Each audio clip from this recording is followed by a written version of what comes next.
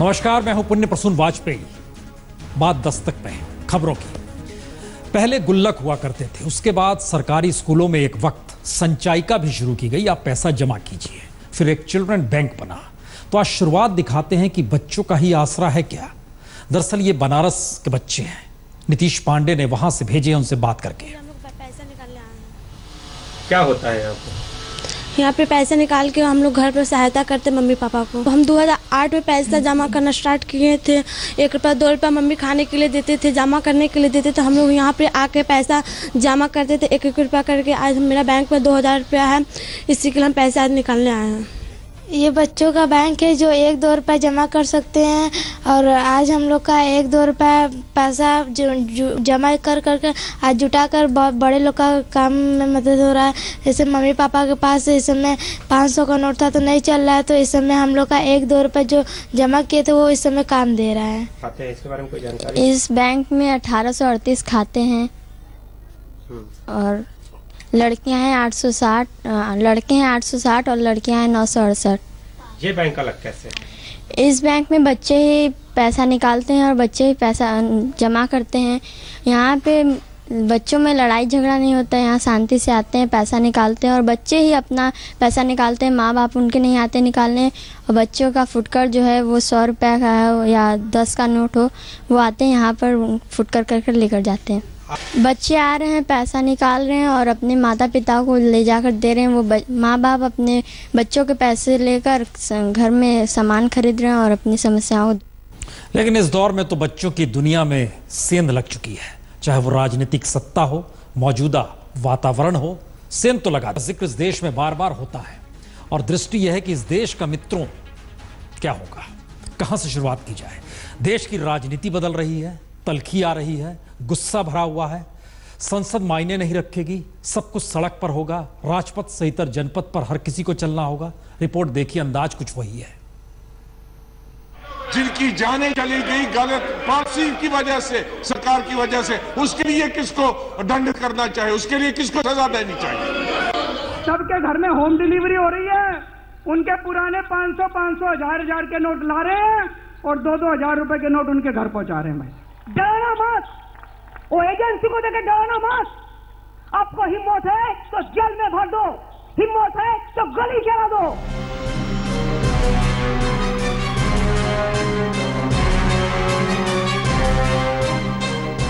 ये तो होना ही था।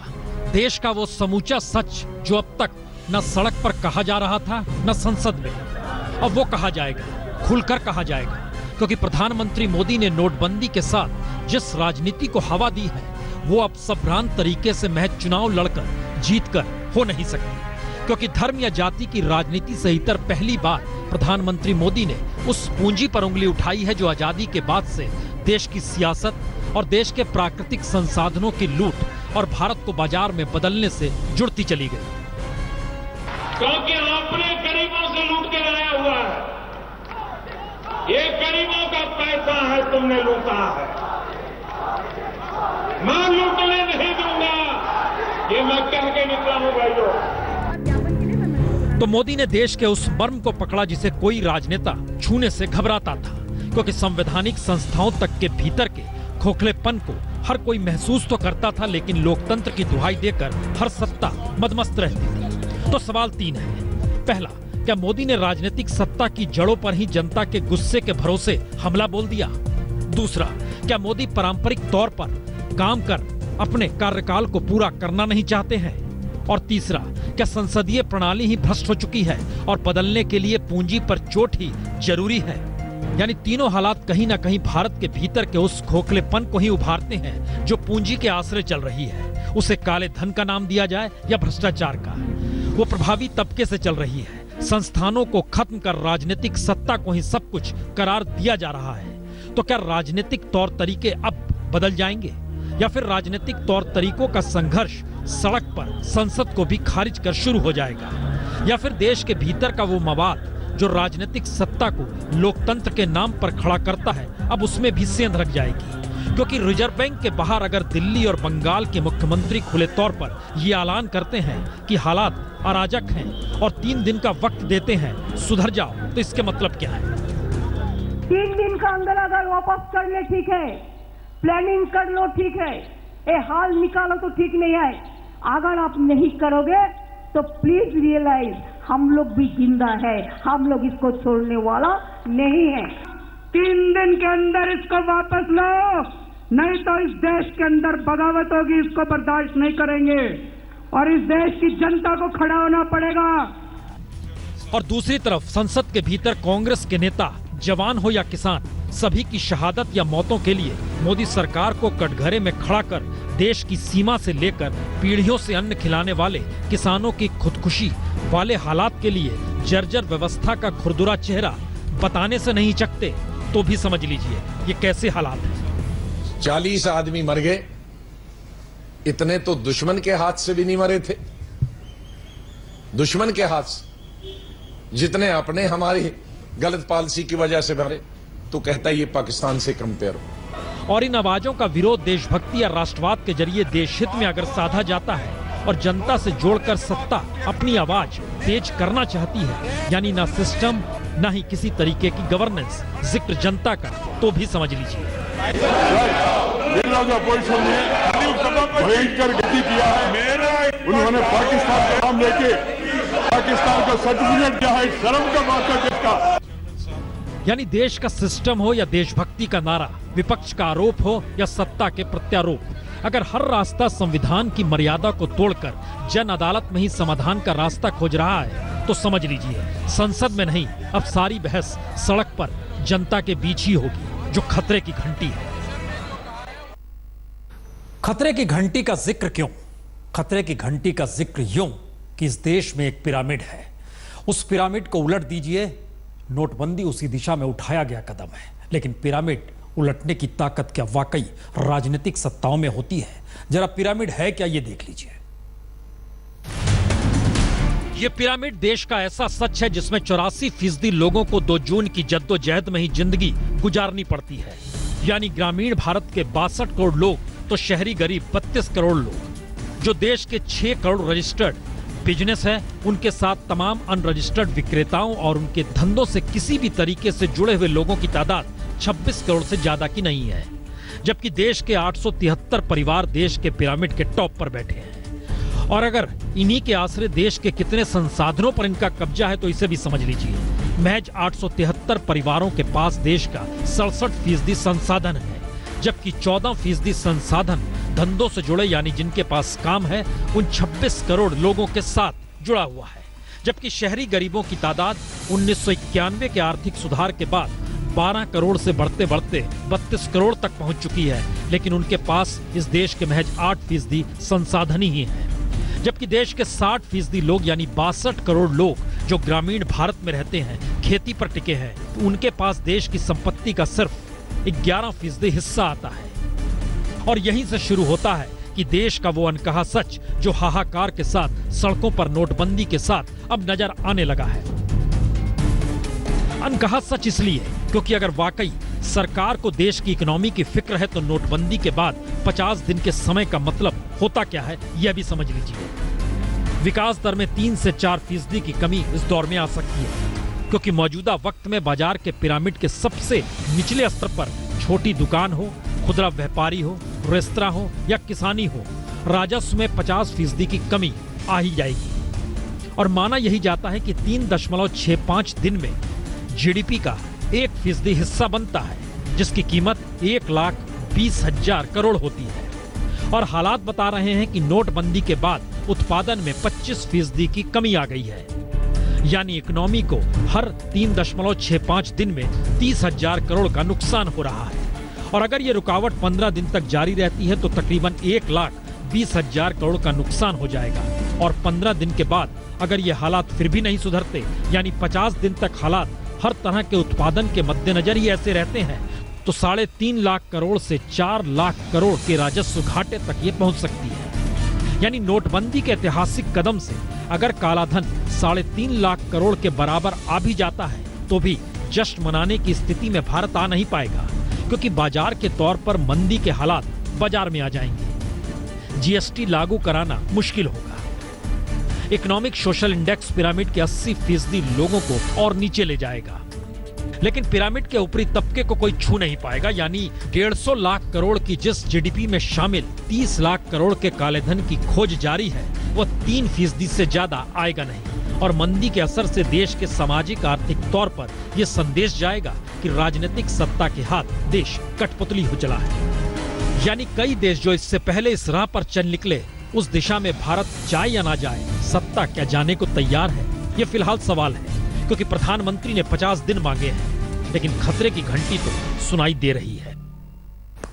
फिर वही सवाल, खतरे की घंटी क्यों सुनाई दे रही है? जिक्र जनधन का बार बार होता है, हर बार होता है, हर तरीके से होता है, सड़क पर होता है, संसद में होता है। तो आइए इसे भी परख लेते हैं, ये खेल है क्या? तो देश में फिलहाल 25 करोड़ 51 लाख जनधन खाते हैं और हर खाते में 50,000 रुपए जमा हो सकते हैं, यानी 12,75,000 करोड़ के करीब रकम इन खातों के नाम हो सकती है। तो क्या जनधन का खेल अरबों खरबों के वारे न्यारे का है? यह सवाल इसलिए क्योंकि फिलहाल 25 करोड़ 51 लाख जनधन खातों में महज 46,636 करोड़ रुपए ही जमा है। और आज का सच यह है कि 5 करोड़ से ज्यादा खातों में एक पैसा भी नहीं है। औसतन देखें तो हर खाते में तकरीबन 1,800 रुपए से ज्यादा नहीं है, लेकिन 50,000 रुपए अगर हर खाते में जमा हो जाएंगे तो रकम वाकई चौंकाने वाली हो जाती है, तकरीबन 13.25 करोड़ रुपए से कहीं ज्यादा। और संयोग से ये रकम उस रकम के बराबर है जितनी कीमत 500 और 1000 रुपए के नोट रद्दी का टुकड़ा बनने के बाद बने। यानी सिर्फ जनधन खातों का ही दुरुपयोग हो जाए तो सारा काला धन सरकारी नियमों के मुताबिक सफेद हो सकता है। हालांकि ये पूरी तरह संभव तो नहीं है, लेकिन इन खातों का दुरुपयोग कैसे हो रहा है, कैसे हो सकता है, ये सब कुछ आज तक के स्टिंग ऑपरेशन में दिख गया। जी, ये हैं अकबर अली, भारत सरकार के कई पुरस्कारों से सम्मानित और 17 से ज्यादा मंत्रालयों की योजनाओं के स्थानीय प्रभारी। और ये शख्स मोदी सरकार के भी प्रिय हैं। मंत्री इनके साथ घूमते या ये मंत्री के साथ घूमते तस्वीरों में देख सकते हैं। जी, ये तारीख पुरानी है, लेकिन यही अकबर अली कैसे जनधन खातों के जरिए ब्लैक मनी को व्हाइट करने का खेल खेल रहे हैं, जरा इस स्टिंग ऑपरेशन में ही सुन लीजिए। तो ये जो हमारे 50 करोड़ है, ये जैसे भी कन्वर्ट होंगे वाइट में, तो ये किन खातों से होंगे? ये जनधन के खाते हैं, जनधन के भी, वो तो सब एग्रीकल्चर के जो किसान है। एक्चुअली में खाता नहीं, खाता जनधन नहीं होता, आदमी होता है। अगर मजदूर है तो वही खाता उसका जनधन है, और अगर आदमी किसान है तो वो जनधन नहीं रखता। तो उसकी लिमिट बढ़ जाती है, फिर 10 लाख 20 लाख 25 लाख 50 करोड़ है जो ब्लैक का अमाउंट है अभी फिलहाल। ये कैसे कन्वर्ट होगा, ये आप एक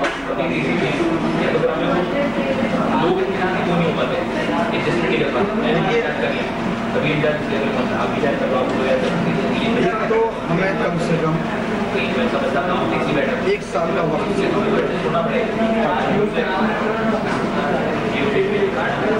क्योंकि 31 मार्च के बाद में जो 1 अप्रैल से कानून लागू हो रहा है, आपको शायद नहीं पता, लेकिन क्या है खातों की जो वेरिफिकेशन 1 अप्रैल से अकाउंटों की वेरिफिकेशन, तो हमने जो पैसा अकाउंट में डाला है तो हम उसे 1 अप्रैल से पहले तो छेड़ भी नहीं सकते।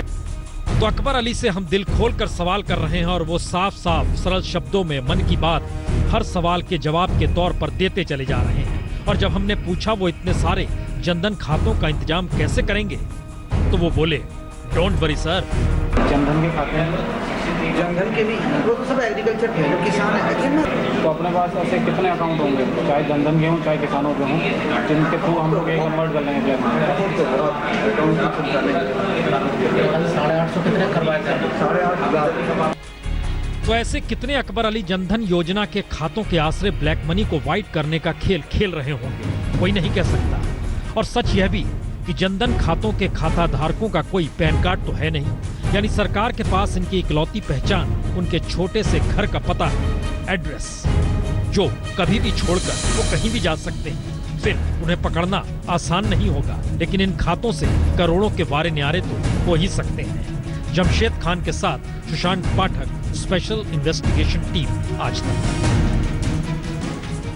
दरअसल ये कोई मुश्किल सवाल नहीं है कि देश की हालत मौजूदा वक्त में बहुत ही खराब हो चली थी और प्रधानमंत्री मोदी विकास का जिक्र करते हुए आए, भारी बहुमत के साथ आए।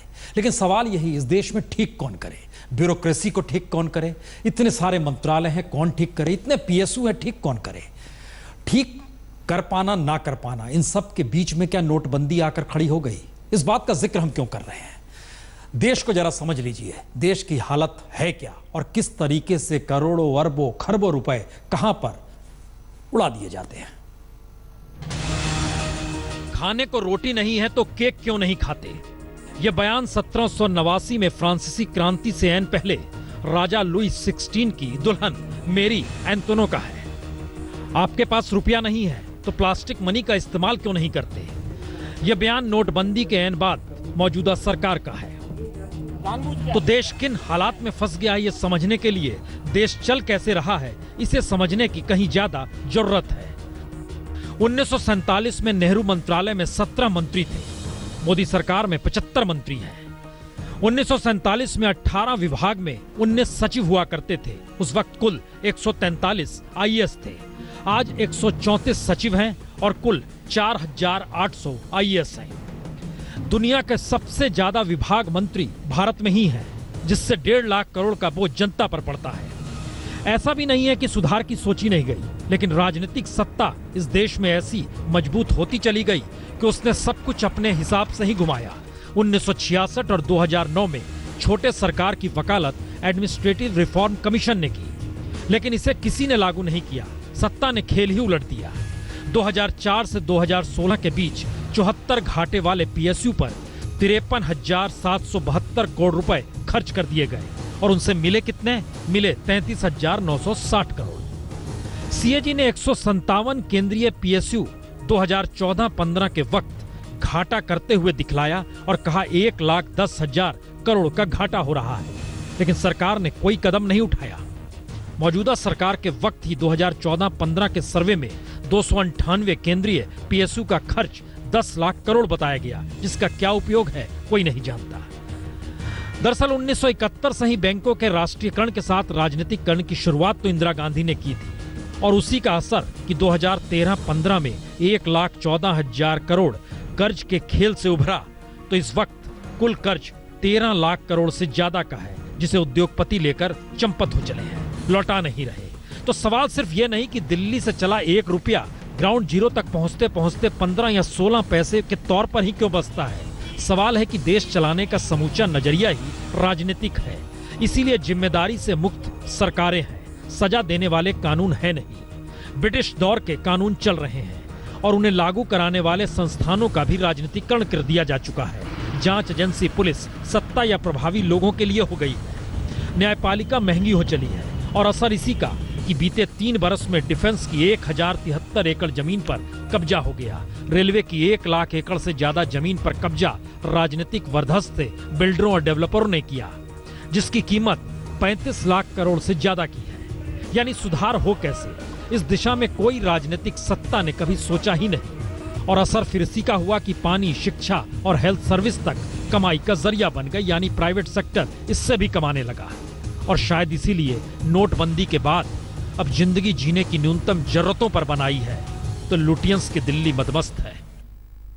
यह वाकई मुश्किल सवाल, पानी, बिजली, यहां तक कि शिक्षा, यहां तक कि स्वास्थ्य सेवा, सब कुछ निजी हाथों में और ये सब कमाई के हिस्सेदारी में आ गए हैं, जबकि संविधान कहता है नागरिकों को यह दिया जाना कहीं ना कहीं राज्य सत्ता के हिस्से में आता है। मुश्किल सवाल है, लेकिन सियासत अपने बोल बोलती है। मां माटी मानुष बंगाल में छोड़कर ममता दिल्ली पहुंच गई, लेकिन गीत के आसरे हम आपको लिए चलते हैं कलकत्ता, हावड़ा।